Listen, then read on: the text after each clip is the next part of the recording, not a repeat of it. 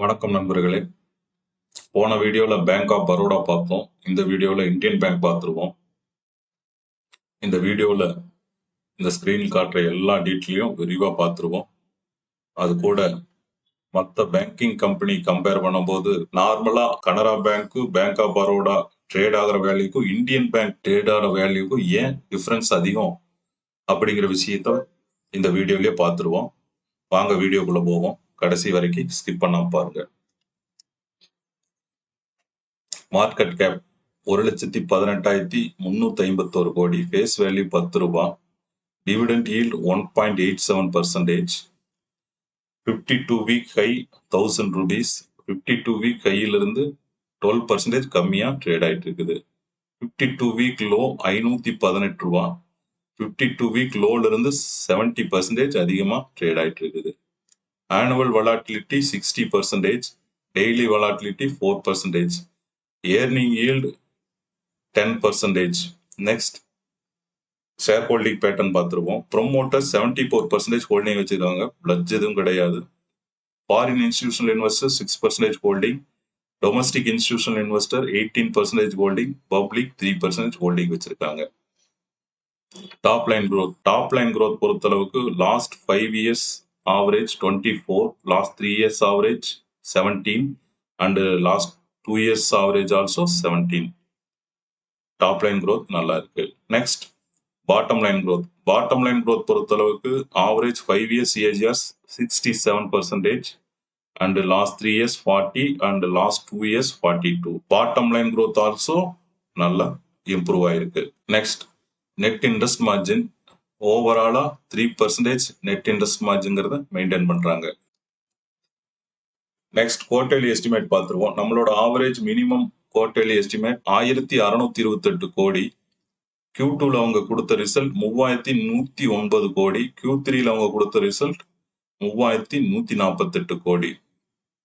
நம்ம quarterly estimate Q2ம் Q3யும் beat பண்ணிருக்கு. நம்ம குவார்டர்லி எஸ்டிமேட்டை விட Q2 48%, Q3 48% அதிகமா ரிசல்ட் கொடுத்துருக்காங்க. அதே Q2ம் Q3யும் கம்பேர் பண்ணும்போது Q2 விட Q3 1% அதிகமா ரிசல்ட் வந்திருக்குது. 3 ஃபேக்டருமே இங்க ஃபுல்ஃபில் ஆயிருக்குது. Next relative valuation. இந்தியன் பேங்கோட கம்பேர் பண்ண SBI, bank of Baroda, Canara bank and union bank இந்த 4 பேங்க் எடுத்திருக்கோம். PE மீடியன் 8.63, இவங்களது 10.28.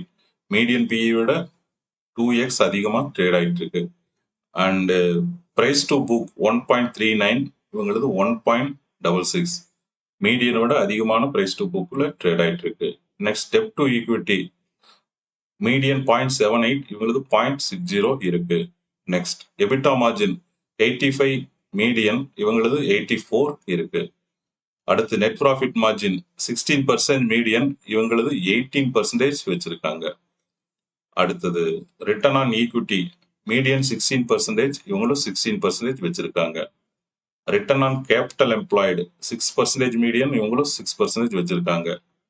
டிவிடெண்ட் ஈல்ட் 2%, இவங்களும் 2% வச்சிருக்காங்க. கிராஸ் என்பிஏ மீடியன் 2.20, இவங்களது 2.23, 0.03 மீடியனோட கொஞ்சம் அதிகமா இருக்குது.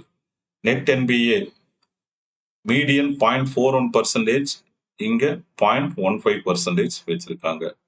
அடுத்து கேபிட்டல் அடிக்யூசி ரேஷியோ மீடியன் 15.78, இவங்களது 16.58 வச்சிருக்காங்க. நெட் இன்ட்ரெஸ்ட் மார்ஜின் மீடியன் 2.58, இவங்க 2.87 வச்சிருக்காங்க. நெக்ஸ்ட் கரண்ட் ரேஷியோ மீடியன் 22, இவங்க 32 வச்சிருக்காங்க. அடுத்தது இன்ட்ரெஸ்ட் கவரிங் ரேஷியோ மீடியன் 1.34, இவங்க 1.40 வச்சிருக்காங்க. அடுத்து டெப்ட் டு அசெட் மீடியன் 10.78, இவங்களது 7.80. மீடியனோட கம்மியான டெப்ட் டு அசெட் வச்சிருக்காங்க. இது நல்ல விஷயம். அடுத்தது ரிட்டர்ன் ஆன் அசெட் 1.14%, மீடியன் இவங்க 1.28 வச்சிருக்காங்க. அடுத்தது price to sale 1x, nearby 2xல ட்ரேட் ஆயிட்டு இருக்குது. அடுத்தது EPS growth மீடியன் 70%, இவங்களது 77%ல ட்ரேட் ஆயிட்டு இருக்கு. நெக்ஸ்ட் டெக்னிக்கல் அனாலிசிஸ் பார்த்துருவோம். Last 5 years weekly chart low 96 ரூபாய், ஏப்ரல் 2021 வந்த லோ, ஹை 1000 ரூபாய். இப்போ ரீசெண்டா பிப்ரவரியில வந்த ஹை, நியர்பை ஹை கிட்ட இப்போ ட்ரேட் ஆயிட்டு இருக்கு. இதே லாஸ்ட் 1 இயர் பார்த்துருவோம். லாஸ்ட் 1 இயர் பொறுத்த அளவுக்கு லோ 517 ஏப்ரல் 2025 வந்த லோ, ஹை அதே 1000 ரூபாய் பிப்ரவரி 2026 வந்த ஹை. இப்போ ஸ்டாக் நியர்பை ஹை கிட்ட ட்ரேட் ஆயிட்டு இருக்கு. பிரைஸ் ஆக்ஷன் பிரகாரம் ஸ்டாக் வந்து ஹையர் ஹை பண்ணிட்டு போயிட்டு இருக்குது. இப்போ ரீசெண்டா ஒரு லோயர் லோ பண்ண ட்ரை பண்ணது ஆக்சுவலா ஈக்குவல் லோ தான் வந்திருக்குது. லோயர் லோ இன்னும் வைக்கல. லோயர் லோ வச்சதுன்னா மறுபடியும் கீழே வரக்கு வாய்ப்பு இருக்குது. லோயர் லோ வைக்காத அளவுக்கு பிரைஸ் ஆக்ஷன் பிரகாரம் மறுபடியும் ஹையர் ஹை போறதுக்கு அதிக வாய்ப்பு இருக்கு. நெக்ஸ்ட் இண்டஸ்ட்ரி பிரைஸ் கம்பேரிசன் பார்த்துருவோம். 5 years price comparison. SBI plus 196%, Bank of Baroda plus 295%, Canara Bank plus 366%, Union Bank plus 424%, and Indian Bank 635%. ஓவராலா பப்ளிக் செக்டர் பேங்கிங்ல இந்தியன் பேங்க் தான் 5 இயர்ஸ்ல டாப்ல ட்ரேட் ஆயிட்டு இருக்கு. இதே லாஸ்ட் 1 இயர் பார்த்துருவோம். லாஸ்ட் 1 இயர் பொறுத்தளவுக்கு bank of Baroda plus 30%, state bank of India plus 41%, union bank plus 49%, Canara bank plus 59%, Indian bank plus 66%. 1 year also public sector banking compare பண்ணும்போது இந்தியன் பேங்க் தான் டாப்ல ட்ரேட் ஆயிட்டு இருக்கு. நெக்ஸ்ட் ரேஷியோ அனலைஸ் பார்த்துருவோம். EBITDA margin 84, net profit margin 18, and return on equity 16, return on capital employed 6%, and debt to equity 0.6, current ratio 32, interest covering ratio 1.4, debt to asset 7.8%, and return on asset 1.28%, price to sell 2x, and price to book also 2x, book value 531 ரூபாய், enterprise value to EBITDA 2.6, PEG ratio 0.2, and PEGI ratio 0.1. ஓவராலா ratio analyse பொறுத்தளவுக்கு out of 10 ஸ்கோருக்கு 9 score வாங்கி இருக்குது.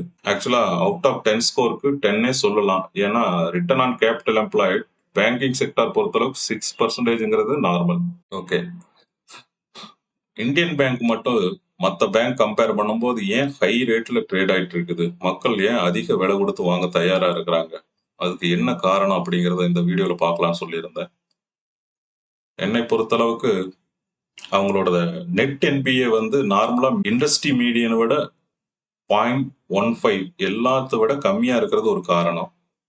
அடுத்தது வந்து net interest margin median 2.58%, மற்ற எல்லா banking sector கம்பெனியோட ஆவரேஜ். இவங்களோடது 2.87, எல்லாத்த விட அதிகமான நெட் இன்ட்ரெஸ்ட் மார்ஜின் இவங்க வச்சிருக்காங்க. ரிட்டர்ன் ஆன் அசெட் மீடியன் 1.14, இவங்க 1.28% வச்சிருக்காங்க. இந்த 3 காரணம் மெயின் காரணமா நான் நினைக்கிறேன். இவங்களோட பிரைஸ் அதிகமா விலை கொடுத்து மக்கள் வாங்க தயாராகிற காரணம் அசெட் குவாலிட்டி நல்ல கண்டிஷன்ல வச்சிருக்காங்க. அது ஒண்ணு, நெட் இன்ட்ரெஸ்ட் மார்ஜின் நல்லா இருக்கு, அண்ட் ரிட்டர்ன் ஆன் அசெட்டும் நல்லா இருக்குது.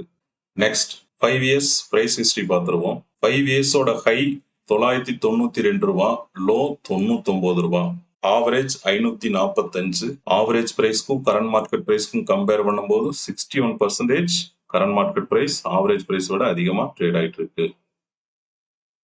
நெக்ஸ்ட் ஐவி அண்ட் ஐஎம்பி பார்த்துருவோம். Intrinsic value 27 rupees, implied market price 306. இது ரெண்டையும் கூட்டி ஆவரேஜ் பண்ணும்போது நம்மளுக்கு கிடைக்கக்கூடிய ஆவரேஜ் ஐவி 166 ரூபாய். ஆவரேஜ் ஐவில இருந்து மார்ஜின் ஆஃப் சேஃப்டி 9% கழிக்க நம்மளுக்கு கிடைக்கக்கூடிய பையிங் பிரைஸ் 151. பையிங் பிரைஸ்ல இருந்து கரண்ட் மார்க்கெட் பிரைஸை கம்பேர் பண்ணும்போது பையிங் பிரைஸ் விட கரண்ட் மார்க்கெட் பிரைஸ் 482% அதிகமா ட்ரேட் ஆயிட்டு இருக்கு. அதனால இங்க கேட்டகரைஸ் ஆனது ஓவர் வேல்யூன்னு கேட்டகரைஸ் ஆயிருக்கு. அதே ஆவரேஜ் ஐவிக்கும் ஆவரேஜ் 5 இயர்ஸ் பிரைஸ்க்கும் கம்பேர் பண்ணும்போது நம்மளுக்கு கிடைக்கக்கூடிய அட்ஜஸ்டட் ஐவி 356. அட்ஜஸ்டட் ஐவியை கரண்ட் மார்க்கெட் பிரைஸோட கம்பேர் பண்ணும்போது அட்ஜஸ்டட் ஐவியை விட கரண்ட் மார்க்கெட் பிரைஸ் 147% அதிகமா ட்ரேட் ஆயிட்டு இருக்கு. நெக்ஸ்ட் இபிஎஸ் growth பார்த்துருவோம். EPS 5 years average 48.35, current EPS 85.47. Average EPS விட கரண்ட் இபிஎஸ் 76% அதிகமா இருக்கு. நெக்ஸ்ட் பிஇ growth பார்த்துருவோம். பிஇ growth பொறுத்தளவுக்கு average 5 years 6.33, current PE 10.28. Average BE விட கரண்ட் பிஇ 62% ஆல்ரெடி அதிகமாக ட்ரேட் ஆயிட்டு இருக்கு.